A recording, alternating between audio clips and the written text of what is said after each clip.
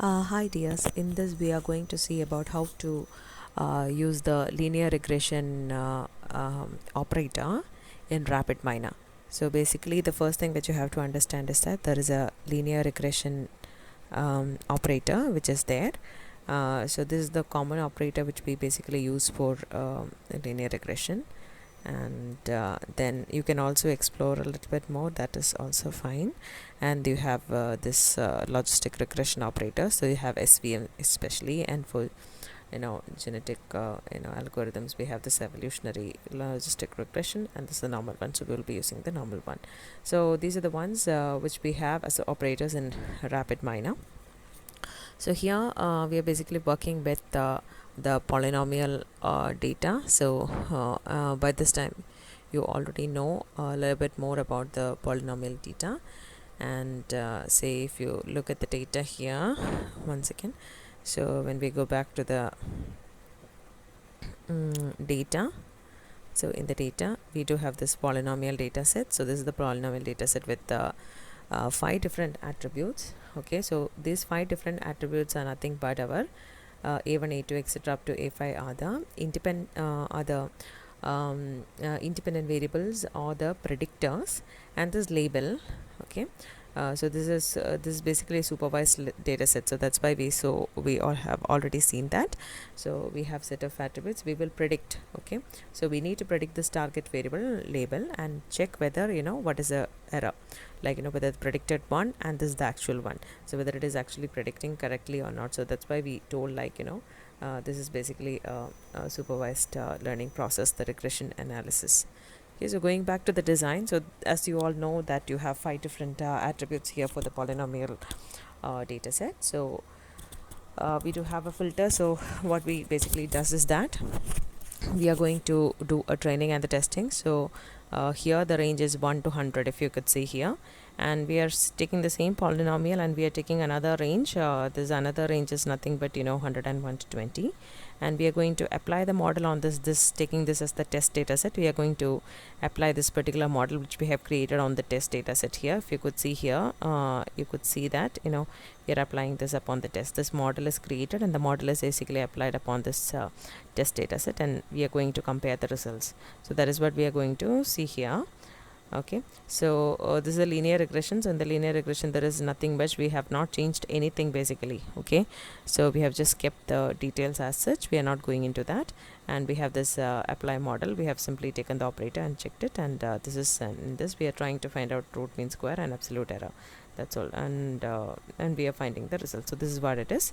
So hope you understood. So we have a training part and we have a testing part. So we are making the model train by using the first 100 data, and we are creating the model, and we are applying the model upon the test data. And the test data, if you could see, 101 to 100 data is there, and this applied upon the apply model, and we are analyzing the performance.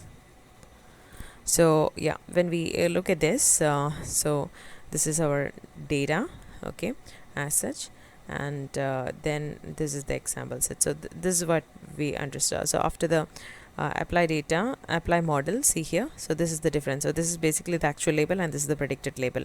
So this is the difference which you could see. So the difference between them is basically the errors. Okay, so for the 100 examples is for the test set.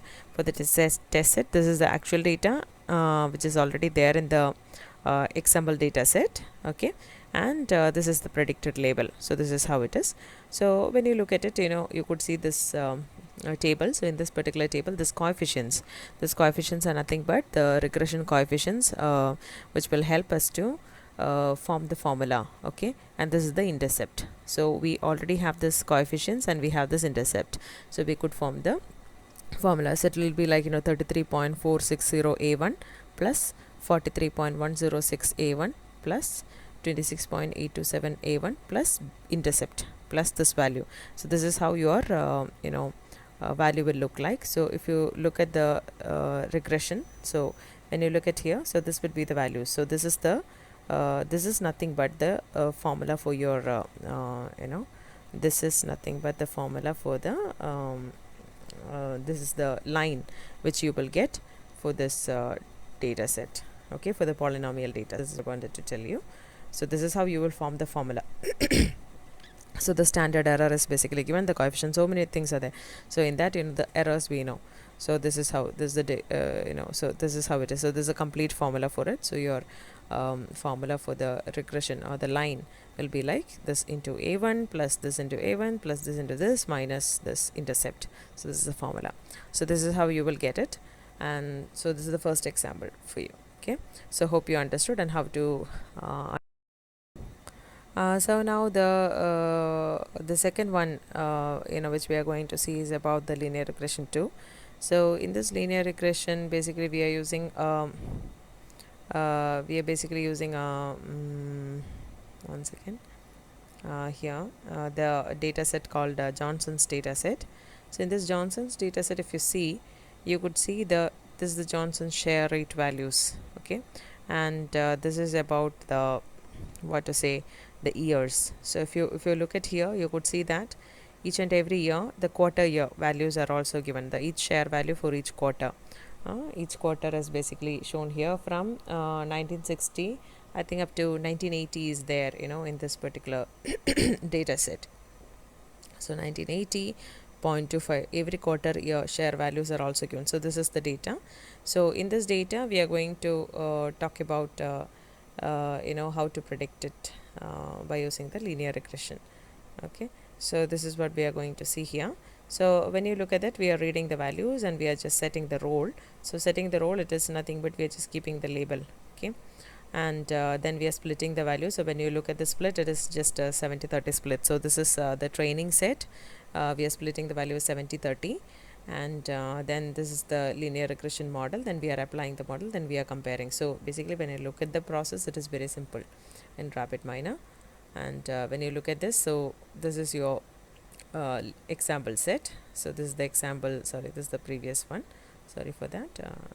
Yeah, so this is your linear regression performance, and this is the linear regression, the standard value, and how you get your this is the original one and this is the predicted one.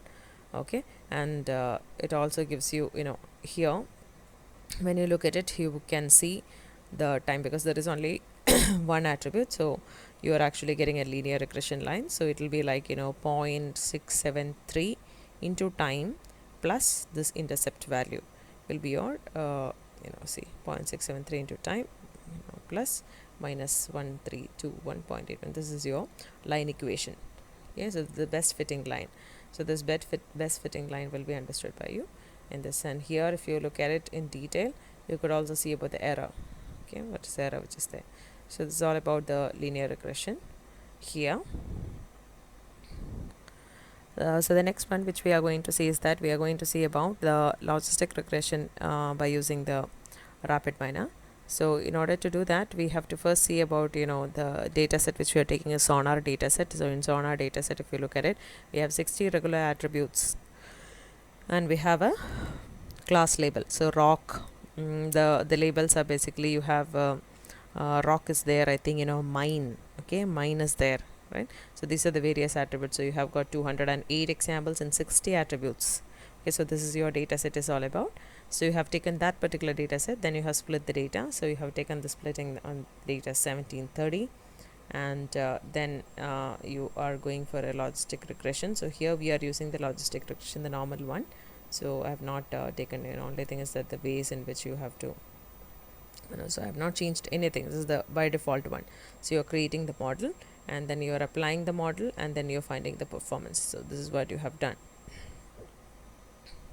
So when you look at it, yes, so this is the test you had, this is the performance. So in the here you will get the results exactly like a classification problem. So it's like a confusion matrix which you're getting. So the true rock, the true mine, the precision and the recall and everything could be here. So here the target value can also be what? The target value is basically what? A rock or a mine. So it is a categorical value. So this is what you have to understand here.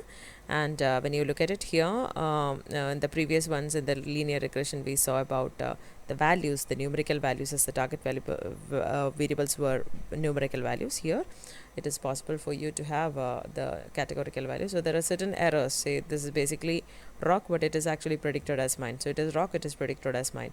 So all those, certain variations and everything you could see here.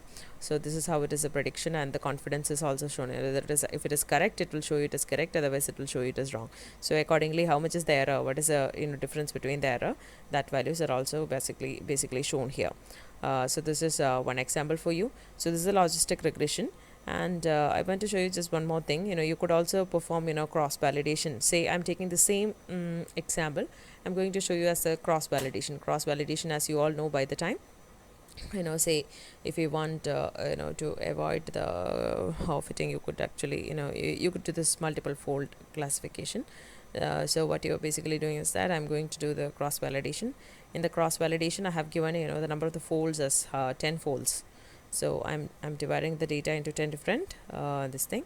So here this is the same logistic regression, and the same this the testing part is basically given over here, but it is actually done upon, it is dividing the data into 10 different folds, and it is applying the same logistic regression upon each of the so the whole data is basically carry forward, right? So in this logistic regression, if you take if you see the results that you have got 70.9% without the cross validation. So now we are going to perform the cross validation and see is there any improvement. So we are going to apply the cross validation. Yes, there is a little bit of improvement in your accuracy rate, that's all. So 71.19 percent of his accuracy rate, which is, so when you do this cross validation, you could see that this is a cross validation result. So almost a little bit of attributes has been taken, and your accuracy has increased to 1.19%.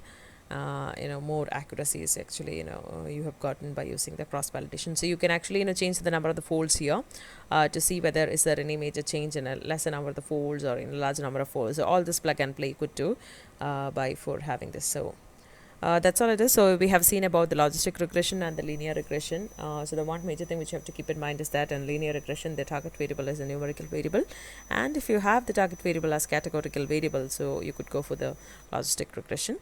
And we have also seen about the, so it works exactly like a classification problem, and you could use the evaluation matrix as confusion matrix. And that's all for the go. So you could just try all this and see whether it works wonderfully for you. And if you have any questions, you can always get back to me. Thank you so much.